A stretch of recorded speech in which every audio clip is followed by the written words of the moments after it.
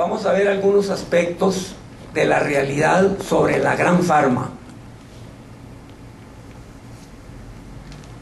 Debo anticipar que en ningún momento ninguno de las personas en que yo he revisado en internet sus artículos y sus libros, nadie está negando de la necesidad de que exista una gran industria farmacéutica para que tengamos una gran cantidad de fármacos. Sin embargo, vamos a ver algunos de los aspectos más críticos que estas compañías tienen. Fue en los años 80, con la elección de Ronald Reagan, que permitió, a través de las leyes Bayh-Dole y Hatch-Waxman, sobre todo con la Bayh-Dole, que las universidades y algunos centros de enseñanza y de investigación pudieran patentar y vender a las grandes empresas farmacéuticas sus descubrimientos. En pocos años, en menos de 10 años, las ventas de la Gran Pharma se triplicaron. Y hay un hecho importante, muy significativo, que vale la pena mencionar, y es que en esta ley Bayh-Dole y Hatch-Waxman, estos son dos senadores. El último, Hatch-Waxman, perteneciente al Partido Republicano, era un hombre claramente vendido a la gran industria farmacéutica, y él no lo negaba. Él tenía como clientes a gran cantidad de empresas farmacéuticas, y un hijo de él fundó una empresa que funcionaba en el Congreso, en donde él promocionaba o llevaba a los clientes a donde su padre, para que su padre les ayudara a mover una gran cantidad de intereses. La segunda ley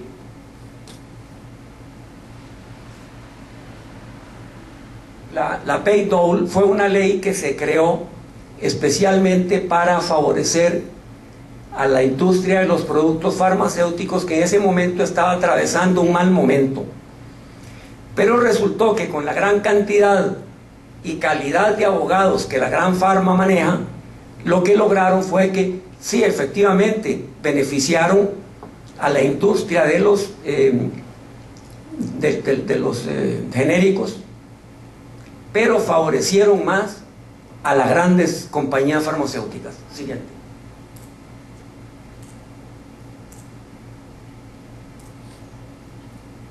Antes de que estas leyes se dieran en el Congreso y que se pudieran vender los descubrimientos de grandes o de científicos muy importantes,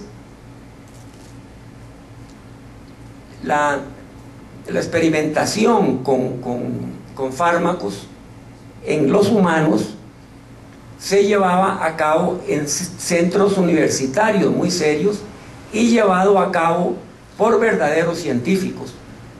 Después de los años 80 todo esto comenzó a cambiar. Siguiente.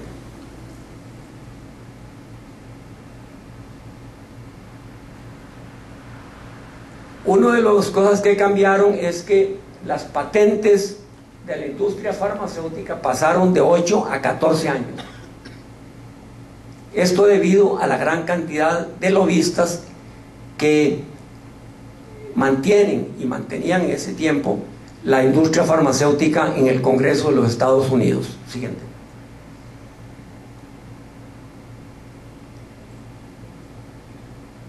Como dijimos, la calidad de la investigación de estos estudios o ensayos clínicos fue perdiendo prestigio y calidad.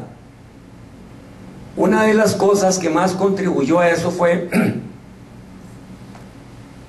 que ya la industria farmacéutica no hacía los ensayos clínicos, sino que lo derogó a las compañías por contrato, con las siglas en inglés CRO. Algunas de esas existen en Costa Rica y se están haciendo pasar como promotores y grandes protagonistas de la ciencia en Costa Rica, lo cual no es cierto. Siguiente.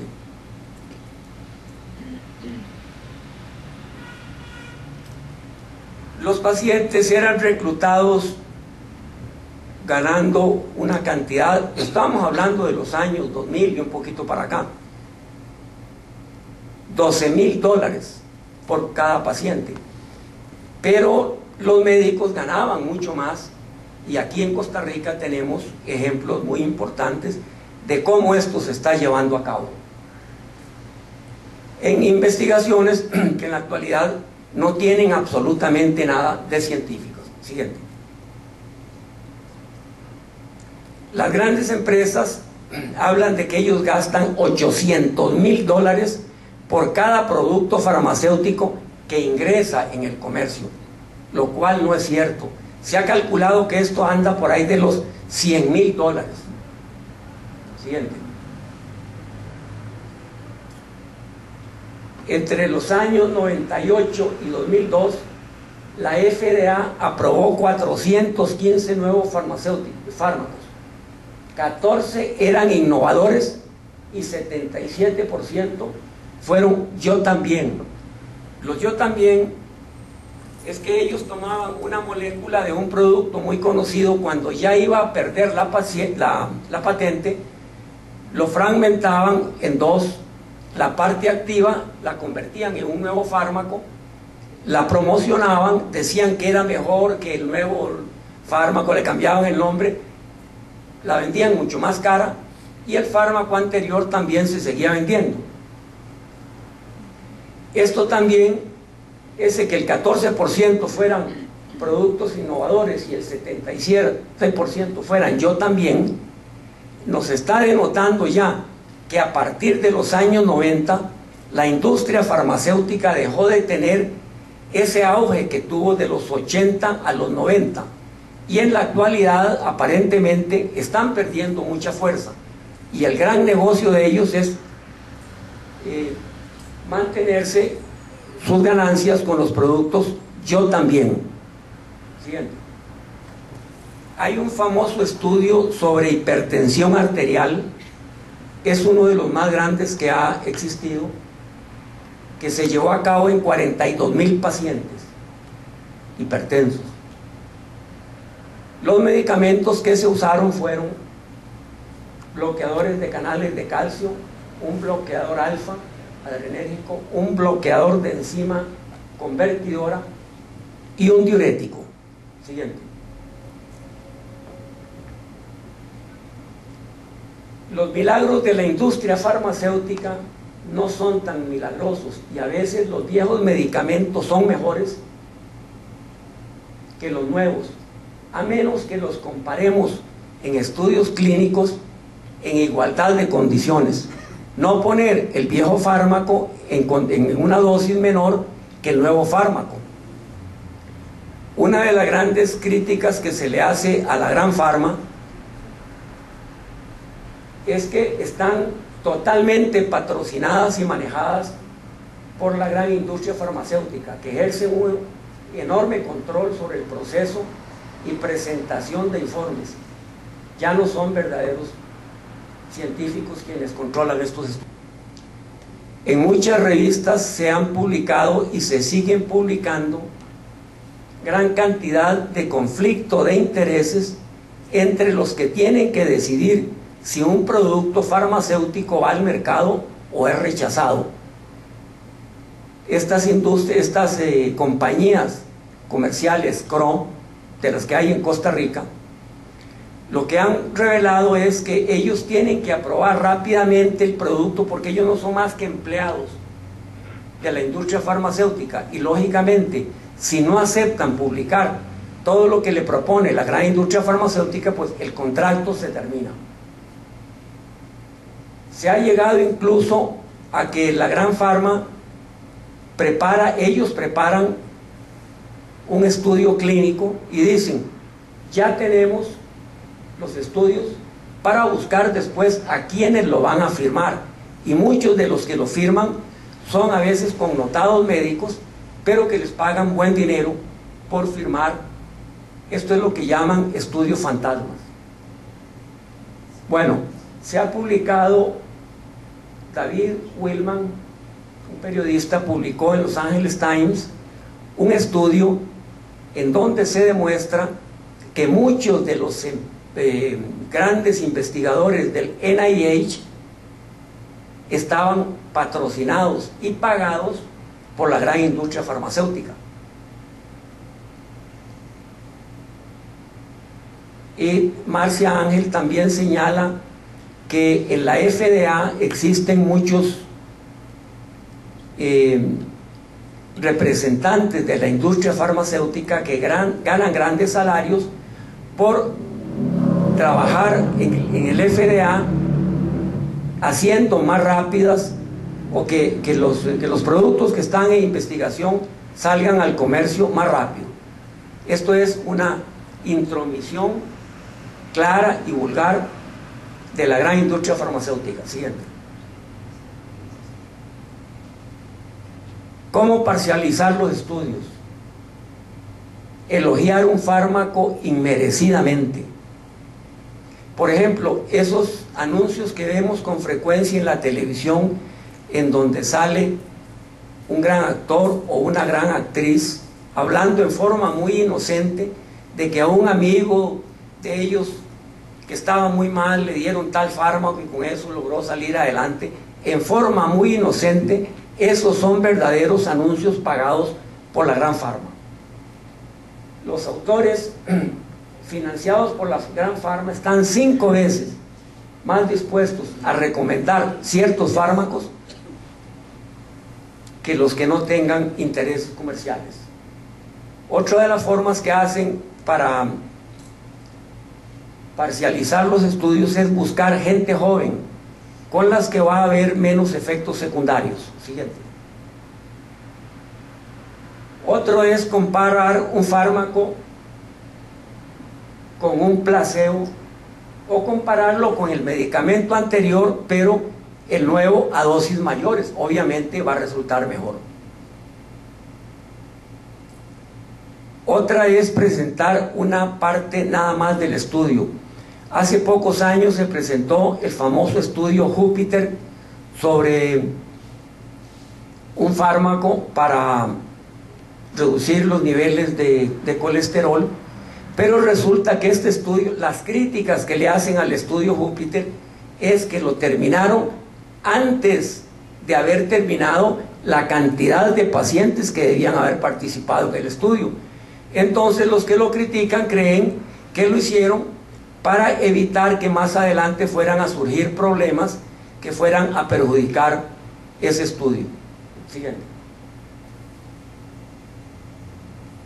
En el 2001 se regalaron a los médicos en Estados Unidos 11.000 millones de dólares en esta venta agresiva y otras corrupciones. Todos conocemos, los médicos conocemos el acoso de los visitadores médicos. Incluso en los Estados Unidos se cita el caso de que en reuniones de médicos, en salas de operaciones y en momentos en que están examinando el médico a un paciente, entran los visitadores médicos para ser testigos de cómo funciona esto. Los líderes de opinión que también están en Costa Rica son médicos, generalmente médicos muy buenos, que se les paga para que hagan presentaciones y después un brindis con comida y con licor, para que hagan una forma muy subjetiva, convencer a los médicos de que este producto es lo mejor que puede existir. También se ha mencionado mucho en los Estados Unidos, y aquí en Costa Rica ya es hora de que nosotros hablemos de eso: cenas, regalos en dinero, viajes, todo eso sobrepasando los límites del soborno. Siguiente. En el 2001 las compañías gastaron más de 19.000 millones en publicidad y cubrieron el 60% de la enseñanza continua. oportunidad sin precedentes para influir en el hábito de recetar de los médicos. Más aún, es muy conocido en los Estados Unidos y en Costa Rica ya se ha dado algo de esto, que hay compañías que consiguen las recetas que mandan los médicos a las farmacias y se las venden a estas compañías. Estas compañías se la dan a la gran farma para que los visitadores que van a visitar a tal o cual médico sepan con toda seguridad cuáles son los hábitos terapéuticos del médico. Siguiente. ¿Qué es lo que compran las compañías farmacéuticas? Bueno, compran licencias y ganancias firmadas por el NIH, financiadas, ampliación de monopolios, prohibir importación de medicamentos. Por ejemplo, habían prohibido que los Estados Unidos importaran medicamentos de Canadá, en donde eran hasta la mitad más baratos, porque ya el pueblo de los Estados Unidos ya no aguanta pagar lo caro que están los medicamentos. Entonces, a través del Congreso lograron prohibir que de Canadá se importaran productos farmacéuticos para hacer competencia. Bajar los estándares de fabricación. Bajar los estándares, sacar los productos más rápidos, con lo cual llegamos a fenómenos como el de Vioxx, que llegó a matar a miles de pacientes antes de que la FDA lo pudiera sacar de la venta. Autorizar a la empresa privada para que el Medicaid deba pagar otros usos de los fármacos. Y también al Medicare le prohibieron que pudiera negociar con las grandes compañías farmacéuticas bajar los precios de los productos farmacéuticos, lo que otras compañías en los Estados Unidos sí podían lograr, ¿cierto? Por ejemplo, la administración Clinton y Bush presionaron para que se le vendieran al África fármacos anti-sida a precios muy elevados. Siguiente. El Congreso puso a la planilla, eso ya lo vimos puso a la FDA en la planilla de la gran industria farmacéutica. Siguiente. Hay un excelente artículo que lo deberíamos traducir nosotros y repartir a todos los médicos en Costa Rica. El doctor Troyen Brennan de Harvard, él dice que los incentivos del mercado están poniendo en conflicto la ética de los médicos cuando se dejan llevar por una propaganda feroz e insaciable. Se produce cuando el médico recibe regalos, viajes, dinero, acepta asesorías, dar charlas, pagos para la educación continuada, etc. Siguiente. Los estudios revelan que los hábitos aprendidos en la época de estudios persisten. El 90% de los 21 billones de mercadeo están dirigidos al médico. Eso encarece enormemente los productos, aunque la gran farma dice que la mayor de ese dinero se invierte en investigación, lo cual no es cierto. ¿Cierto? Mitos con relación al tema: que los regalos no influencian al médico para recetar, que una vez denunciado el conflicto es suficiente para resguardar los intereses del paciente.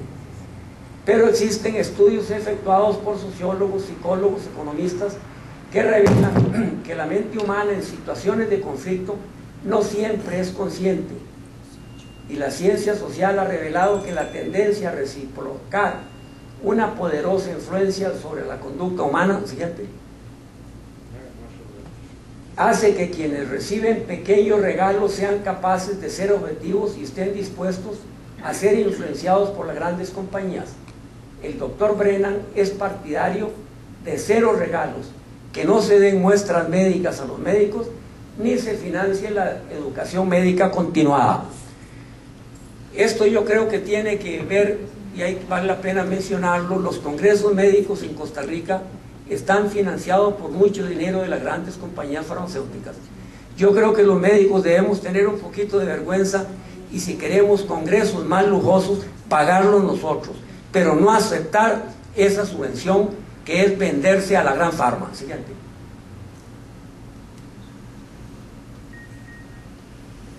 Desde 2000 al 2003, casi la total de las grandes farmacéuticas pasaron a los tribunales de justicia en Estados Unidos acusados de prácticas fraudulentas, 8 de ellas obligadas a pagar 2.2 billones de dólares en multas. 4 aceptaron responsabilidades que pusieron en peligro vida y salud de miles de personas. En el 97 hubo un grupo de compañías farmacéuticas que se unieron para buscar un medicamento para la disfunción sexual femenina. Esto fue denunciado por un periodista de la British Medicine Journal, Ray Moynihan, y en el 2004, a raíz de ese artículo, la FDA prohibió que se usara el parche de testosterona para esta supuesta disfunción que no era más que una farsa. Siguiente. Con el reforzamiento de las patentes en el año 2005, porque anteriormente en Doha la Organización Mundial de Comercio había aceptado que los países pobres pudieran fabricar sus propios medicamentos, pero a partir del 2005 todos los nuevos fármacos estarían protegidos por el sistema de patentes, con lo cual hizo que los precios subieran 10 veces más. En el 2002, por ejemplo, Pfizer amenazó a Francia con retirarse de vender medicinas ahí si no cedían a sus peticiones comerciales, y Francia tuvo que ceder. Entonces nosotros nos preguntamos, ¿qué puede ser de los productos de los países del tercer mundo? Siguiente. Hay un medicamento el genérico se llama gabapentina, muy conocido de los neurólogos. En el 2003 y 2004 se documentaron 2.700 intentos de suicidio con este fármaco.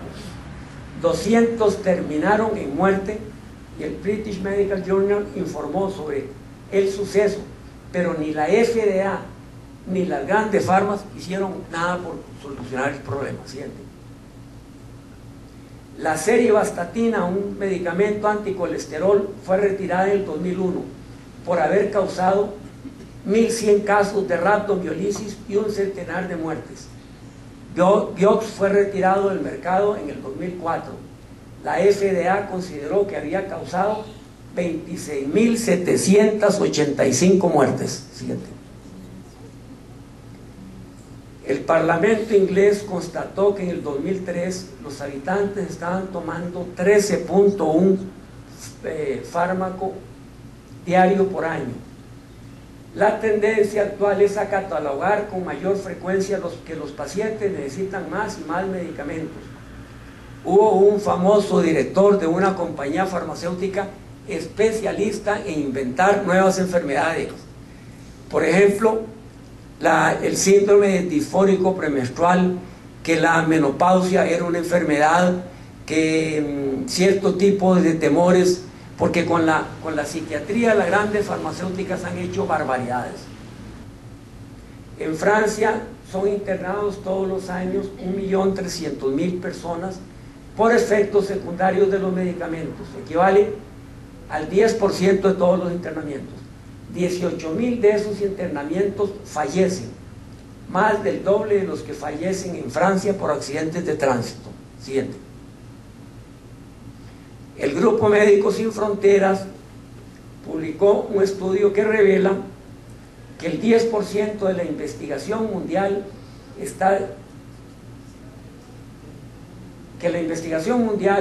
10% dedica al 90% de la población mundial. Siguiente. El 20% de la población mundial disfruta del 80% de la riqueza del planeta, y el 80% de la población malvive con el 20% restante. Se puede objetar que las compañías invierten su dinero como quieran, pero parte importante de ese dinero proviene de los fondos públicos que financian a las compañías farmacéuticas, y también lo financia el NIH. Siguiente. En Kenia, la Universidad de Washington hizo un estudio para ver la evolución natural del SIDA. Unas pacientes recibieron tratamiento y otras no. Es decir, las manejaron como que fueran conejillos de indias. Siguiente. En el año 2000, David Rodman publicó un artículo titulado La vergüenza de la investigación, una crítica a un estudio efectuado en África a embarazadas con SIDA para ver la evolución natural. A un grupo se le dio tratamiento y al otro un placebo. Ese grupo, de unas 17,000, la enfermedad progresó y afectó al feto. Siguiente. Por ejemplo, en el año 1992, la FDA bloqueó el nombramiento de un famoso académico para entrar a la FDA, para nombrar a un médico, el doctor McClellan, el hermano del secretario de prensa de la Casa Blanca, como máxima autoridad de la FDA. En su discurso inaugural de la FDA,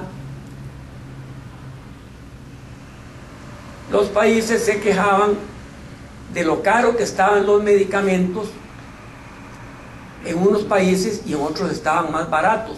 El doctor McClellan dijo que era eso, que lo que debían hacer era uniformarlo, pero usando el precio más elevado. Esas eran las intenciones de él. Bueno, es bien sabido que los Estados Unidos le imponen a los países del tercer mundo normas de comercio obligatorias, y si no las cumplen tendrán sanciones económicas muy serias. También un periódico, el Independent de Londres, encontró que las grandes farmas recorrían el territorio africano buscando materia prima para nuevos fármacos, haciendo caso omiso de la ONU sobre la Convención de Biodiversidad y Soberanía de un país sobre sus recursos. Al respecto, las compañías farmacéuticas no solo no le pagaron por ese producto cuya materia prima encontraron en África, sino que rehusaron vendérselo a un precio más cómodo. Siguiente.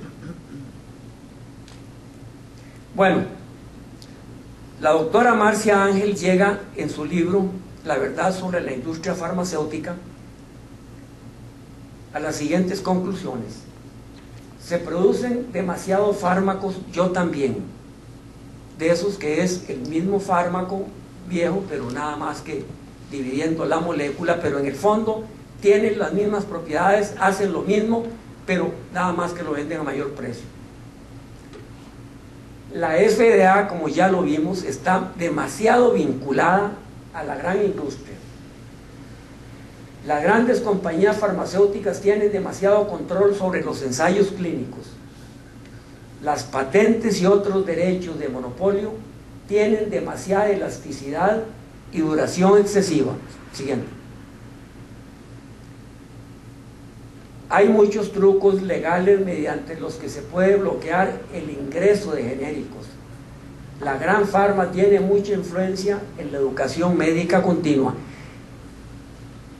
Yo he conocido en Costa Rica gran cantidad de médicos cuya única formación farmacológica y terapéutica viene a estar dada por los visitadores médicos. Y esto no solo en Costa Rica, esto en el mundo entero. En Inglaterra, un gran porcentaje de médicos especialistas y médicos generales obtienen todas sus bases de terapéutica de lo que le dicen los farmacéuticos, digo, los visitadores médicos. Investigación y desarrollo y marketing que determina el alto precio de los fármacos se mantiene en absoluto secreto. Nadie sabe la realidad de esto. Los precios son demasiado elevados y variables. Siguiente. El Parlamento inglés recomendó independencia de los ensayos clínicos. Ellos, sin embargo, reconocen de que esto es demasiado caro, muy difícil de lograr, porque los países necesitarían para controlar esto mucho dinero. Falsificación de artículos médicos y ocultamiento de resultados desfavorables. Las recetas inadecuadas son culpa de los médicos. El marketing es implacable y se dirige a los pacientes. Ustedes ven ahora cómo el marketing le dirige a los pacientes, por ejemplo, la aspirinita esa para la cardioaspirina. Y yo he visto al menos, no menos, 5 pacientes que no han recibido ningún efecto beneficioso de la tal aspirinita para prevenir el infarto en atención primaria. No me refiero a los que ya han tenido infarto. Y lo único que han tenido esos 5 pacientes que conozco yo es un sangrado digestivo que los tuvo a 3 de ellos al borde de la muerte. Cuando uno entra a una farmacia, uno se da cuenta de la información tan tergiversada que están recibiendo los pacientes, la forma en que los atienden las empleadas de la farmacia, no siempre el farmacéutico, y lo que conversan los pacientes de los últimos medicamentos. Esos, los COX-2 se venden como pan caliente, y los pacientes no saben que tienen un grave peligro y una grave exposición a problemas cardíacos. Los médicos tienen que asumir su parte de culpa en la prescripción de antiinflamatorios, COX-2 y esos antidepresivos modernos que son fatales. El registro de ensayos clínicos, que lo mantenga un organismo independiente, y que los resultados se publiquen, que se limite la cantidad de muestras médicas, que el mercado de genéricos es importante y que no se alarguen las patentes. Siguiente. Estos son 2 de los artículos más importantes de los que yo he conseguido. Hay muchos otros más, pero este de la doctora Teresa Forcade Sibila es muy importante. Esto se puede conseguir fácilmente en internet. Muchas gracias.